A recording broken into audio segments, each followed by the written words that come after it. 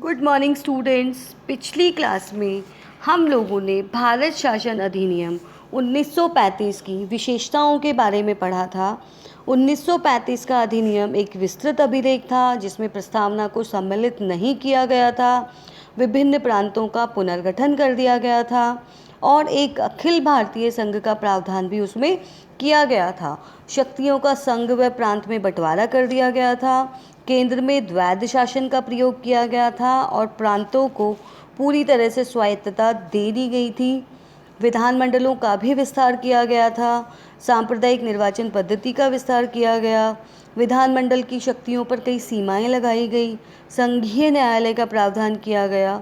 गृह शासन में परिवर्तन किया गया। भारत परिषद का अंत कर दिया गया था। संरक्षण तथा विभिन्न प्रकार के संरक्षण तथा आरक्षणों का प्रावधान भी किया गया था। संघीय रेलवे बोर्ड और रिजर्व बैंक की स्थापना की गई थी। लोक सेवाओं की स्थापना की गई और गवर्नर जनरल तथा गवर्नर के द्वारा शासन का ग्रहण भी किया गया था।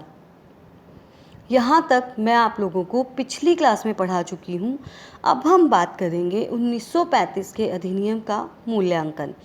जब हम किसी विषय का मूल्यांकन करते हैं तो उसके सकारात्मक और नकारात्मक दोनों ही पक्षों को देखा जाता है और दोनों पक्षों के आधार पर ही विभिन्न प्रकार के निष्कर्ष निकाले जाते हैं।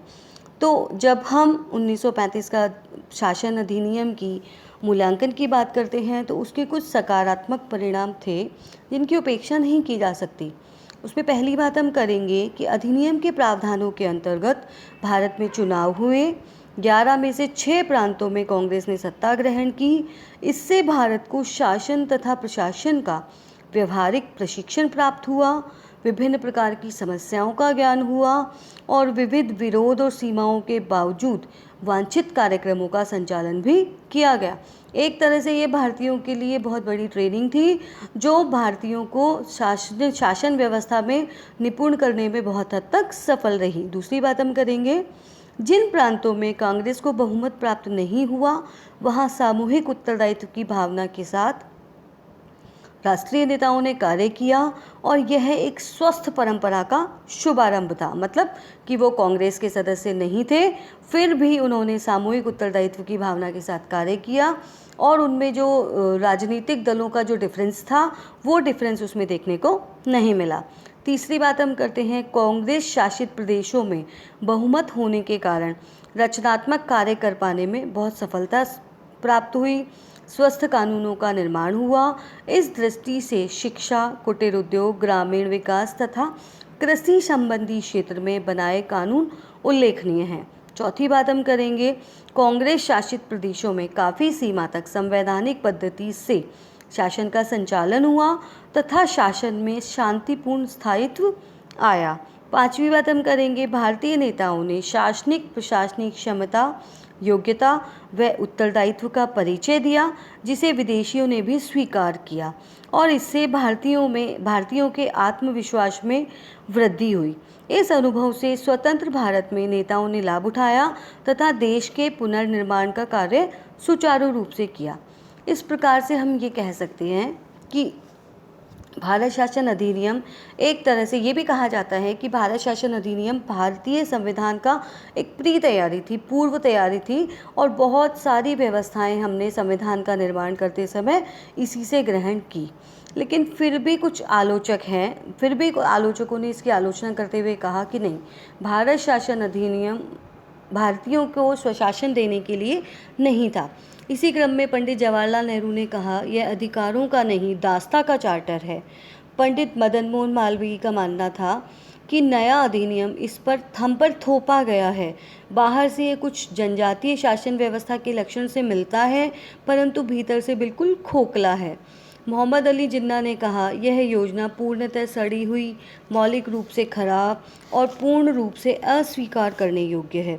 राजगोपालाचारी ने नए संविधान को द्वैध शासन से भी बुरा कहा। मिस्टर एटली ने भी स्वीकारा, अधिनियम में भारत के राजनीतिक विकास के लिए कोई कार्यक्रम नहीं थे। इस प्रकार मतलब अधिनियम के बहुत ज़्यादा नकारात्मक पक्ष थे और नकारात्मक पक्ष उसकी वजह से इसकी बहुत आलोचना हुई। आलोचकों ने कहा कि अधिनियम का आधार अविश्वास था। मतलब इस पर विश्वास नहीं किया जा सकता, इसमें विश्वास का कोई सीमा नहीं है। दूसरी बात, संघीय व्यवस्था जो बनाई गई वो संघीय व्यवस्था बहुत ही दोषपूर्ण थी। प्रस्तावित संघ में संघ की इकाइयाँ स्वेच्छा पर आधारित नहीं थी।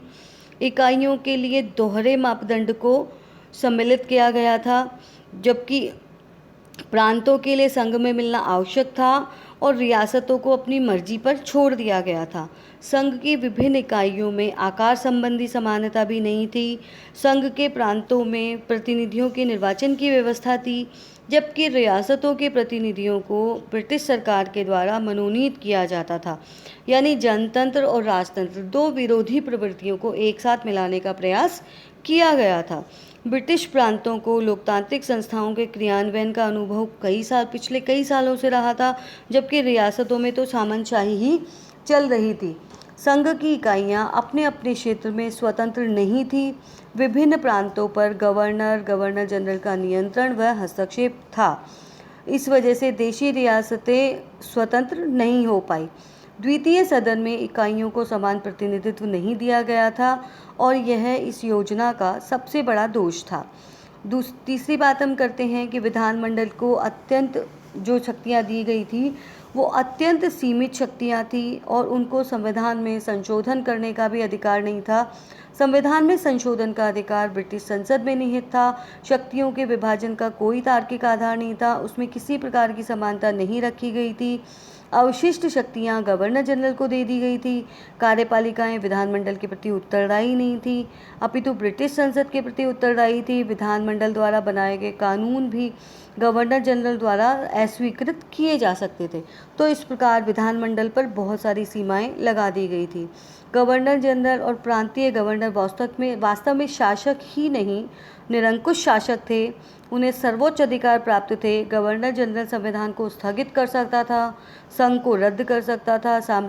इस प्रकार से वह साम्राज्यीय हितों का संरक्षक था, न कि भारतीय जनता के हितों का। केंद्र में द्वैध शासन की स्थापना की गई और द्वैध शासन, जबकि 1919 के भारत शासन अधिनियम में ही हम द्वैध शासन की असफलता से परिचित हो चुके थे, लेकिन उसके बावजूद भी केंद्र में द्वैध शासन की स्थापना की गई और यह भारतीयों की शक्तियों को सीमित करने का प्रयास किया गया था। प्रांतीय शासन की व्यवस्था तो की गई कि प्रांतों को पूरी तरह से स्वायत्तता दे दी गई है, लेकिन उसके बावजूद के प्रांतों को वो अधिकार नहीं दिए गए जो दिए जाने चाहिए थे। उसके ऊपर किसी ने आरक्षण संरक्षण के माध्यम से और विभिन्न प्रकार के हस्तक्षेप के माध्यम से गवर्नर का अधिकार उसमें होता था और वो उसमें किसी भी प्रकार के परिवर्तन करके हस्तक्षेप कर सकता था। सांप्रदायिक निर्वाचन प्रणाली का विस्तार किया गया। सांप्रदायिक निर्वाचन प्रणाली का अंग्रेजों का लागू किए जाने का जो उद्देश्य था वो उद्देश्य यही था कि किसी भी प्रकार से भारतीयों को आपस में लड़ाएं, और भारतीय जब आपस में लड़ते रहेंगे तो वो अंग्रेजों से स्वशासन की मांग नहीं करेंगे। तो जिन लोगों को मताधिकार दे दिया गया वो संतुष्ट हो जाएंगे, और जिनको मताधिकार नहीं दिया गया वो संतुष्ट नहीं होंगे, तो आपस में लड़ेंगे, और आपस में लड़ेंगे तो ब्रिटिश सरकार से वो स्वशासन नहीं मांगेंगे। ऐसा अंग्रेज़ों का मानना था। संरक्षण और आरक्षण की व्यवस्था से भारतीय शासन को चारों तरफ से नियंत्रित करने की चेष्टा थी। अधिनियम द्वारा स्वशासन के लिए जो भी पद्धतियां स्वीकार की गई थी उन्हें संरक्षण व आरक्षण द्वारा निष्क्रिय कर दिया गया था एक तरीके से। उसके बाद प्रांतीय विधायिकाओं के लिए मताधिकार का विस्तार किया गया था। यह अत्यंत सीमित वर्ग को उपलब्ध था। केवल 12% सुविधा संपन्न वर्ग को ही मताधिकार दिया गया था और भारतीय विशाल जनसंख्या को उससे वंचित कर दिया गया था। 1935 का भारत शासन अधिनियम भारतीयों द्वारा निर्मित नहीं था। अधिनियम में संशोधन का अधिकार भी भारतीयों को प्राप्त नहीं था। भारतीयों के हितों के संबंध में सोचने, विचारने तथा कदम उठाने का अधिकार ब्रिटिश संसद के पास ही था। भारत सचिव की शक्तियों में कोई भी वास्तविक कमी नहीं की गई थी। और अभी भी भारत के ऊपर पूरा का पूरा नियंत्रण जो था वो ब्रिटिश सरकार का ही था। भारतीयों का स्वशासन की मांग करने का उद्देश्य था कि हम अपना शासन खुद बनाना चाहते हैं, हम अपना संविधान खुद बनाना चाहते हैं, अपने शासन का संचालन खुद करना चाहते हैं। तो ऐसी परिस्थिति में 1935 का भारत शासन अधिनियम अंग्रेजों को बहुत ज़्यादा सफलता नहीं दिला सका। पंडित नेहरू ने कहा 1935 के अधिनियम में अवरोध और सीमाएं इतनी व्यापक थी कि भारत की राजनीतिक और आर्थिक शक्ति ब्रिटिश सरकार के हाथ में बनी रहती।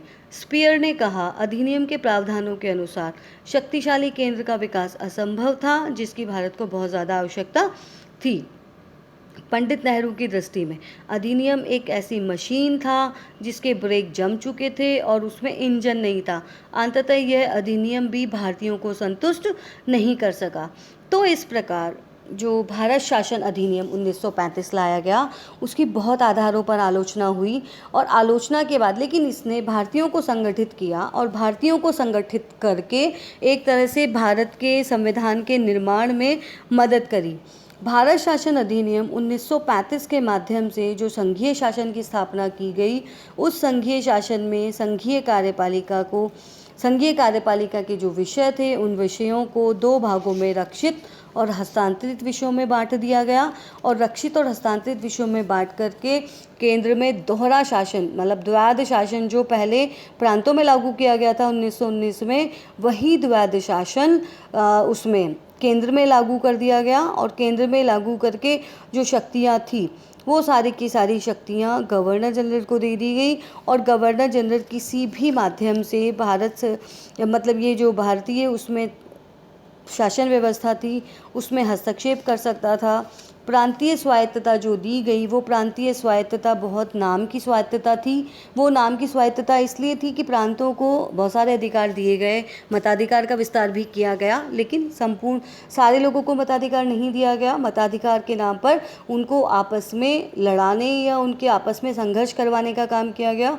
और जो गवर्नर था, उस गवर्नर को सारी शक्तियाँ दी गई। गवर्नर किसी भी माध्यम से जब भारतीय जो व्यवस्था थी, भारतीय शासन व्यवस्था थी, चाहे वो व्यवस्थापिका हो, चाहे कार्यपालिका हो, चाहे न्यायपालिका हो, उसमें विभिन्न प्रकार के प्रावधानों से स्वयं विवेकी शक्तियों के माध्यम से उसमें हस्तक्षेप कर सकता था और हस्तक्षेप करके और विभिन्न प्रकार के जो निर्णय थे उन निर्णयों को परिवर्तित कर सकता था। तो ऐसी परिस्थितियों में जब ये भारत शासन अधिनियम 1935 लागू किया गया, तो भारत शासन अधिनियम 1935 को मतलब एक तरह से लागू कर दिया गया। लागू करने के बाद में इससे ये फ़ायदा ज़रूर हुआ कि भारतीयों को बहुत हद तक शासन की पेचीदगियों का पता लगा, शासन की बारीकियों का पता लगा, किस तकनीक से शासन किया जाता है, शासन करते समय जो शासक है उसको किन समस्याओं का सामना करना पड़ता है। इन सब का भारतीयों को शिक्षण प्राप्त हुआ और भारतीयों ने राजनीतिक व्यवस्था मतलब इसके बाद में ऐसा प्रशिक्षण प्राप्त हुआ तो भारतीय अपना शासन चला पाने के लिए ट्रेंड हो गए, सक्षम हो गए और उन्हें ये पता लगा कि कैसे हम संविधान का निर्माण कर सकते हैं, कैसे अपने शासन का संचालन कर सकते हैं।